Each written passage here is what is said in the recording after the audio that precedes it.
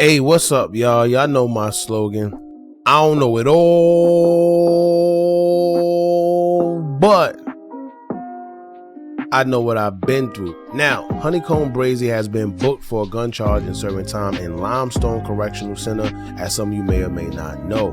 Interestingly enough, almost an exact year after his grandparents was killed in a shooting and fire situation when their home was shot at and set ablaze last year, the police has finally identified the suspects they believe to be a part of this case. Now, HoneyKomb Brazy is currently serving a 15-year sentence due to a case he caught back in 2016 and violating his probation, but we're gonna dive a little deeper into what's going on, so make sure y'all stay tuned. Don't forget to like, comment, share, and subscribe. Hit that bell so you're notified every time we drop new content. And I swear,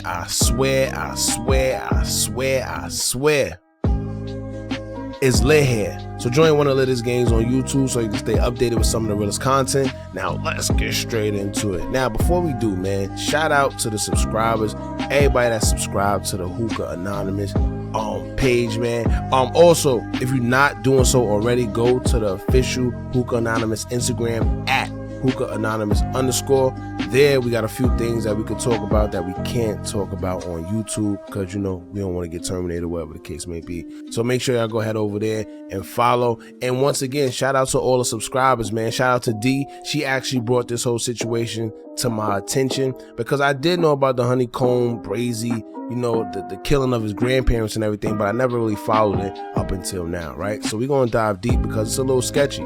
Now, in May of 2021, he was put back in jail for violating his probation stemming from a shootout that he was involved in just days before his grandparents were brutally murdered, right?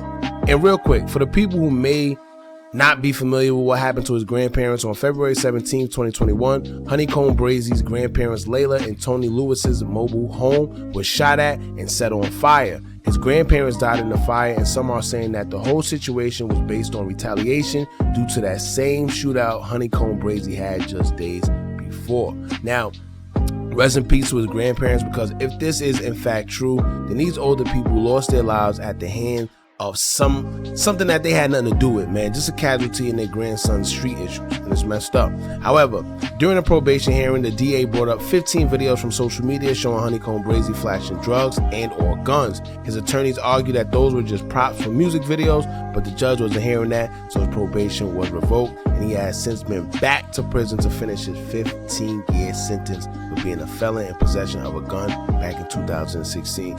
Now, before I continue, this just goes to prove, like I always tell y'all, man, y'all think when y'all put these guns and these drugs and these crazy weapons in these videos, and because y'all put props in the beginning of the video saying that whatever's in it is just props, y'all think that holds water, and it don't.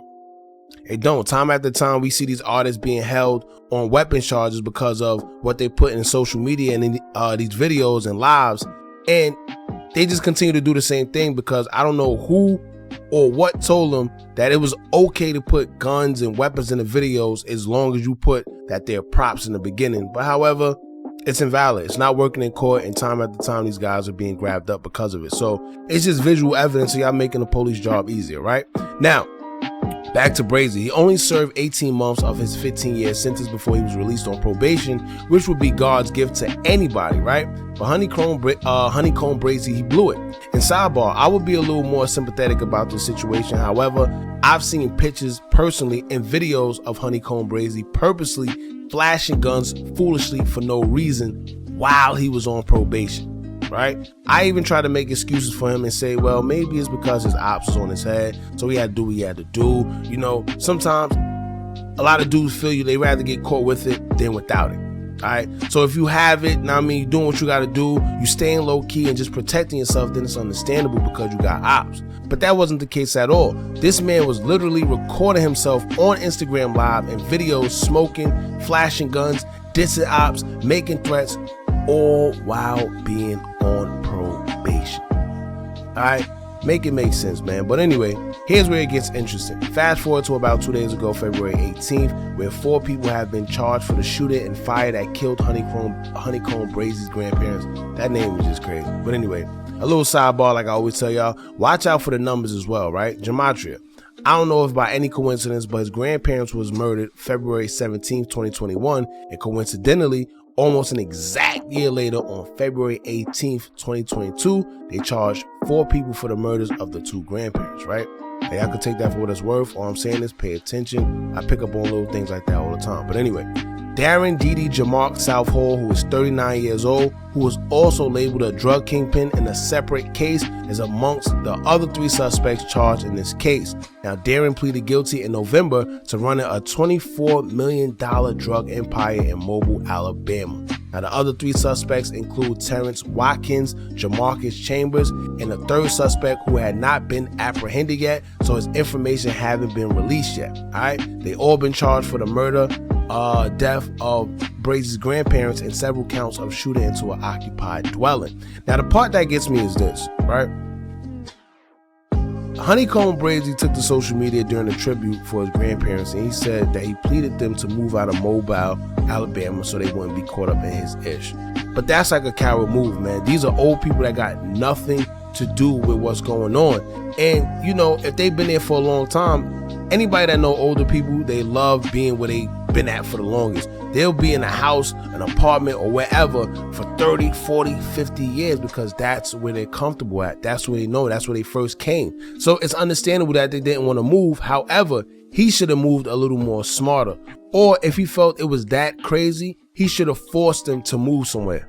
I know even if they disagreed, buy them a big house somewhere and you force them to move because you know that tensions are getting that deep. And on the flip side of that, I don't know what's going on in the streets today, but I was taught that women, children, and mothers and grandparents, all that is off limits, man. Shooting up houses, and all that, it's supposed to be off limits. However, the streets got no rules these days, no morals, no code, no ethics, no values, no principles, no none of that. Know what I mean? So it just is what it is, man. Now, y'all know I love asking the questions that no one likes to answer or the information that these articles tend to leave out. And in this case, I've studied a few articles as I was looking for the motive the police department had in charging these individuals for this case. In other words, what made them go after these 4 guys for the murder of Brazy's grandparents? Was it surveillance footage? Was it confidential informant? Was it evidence like DNA, tire marks, fingerprints? What?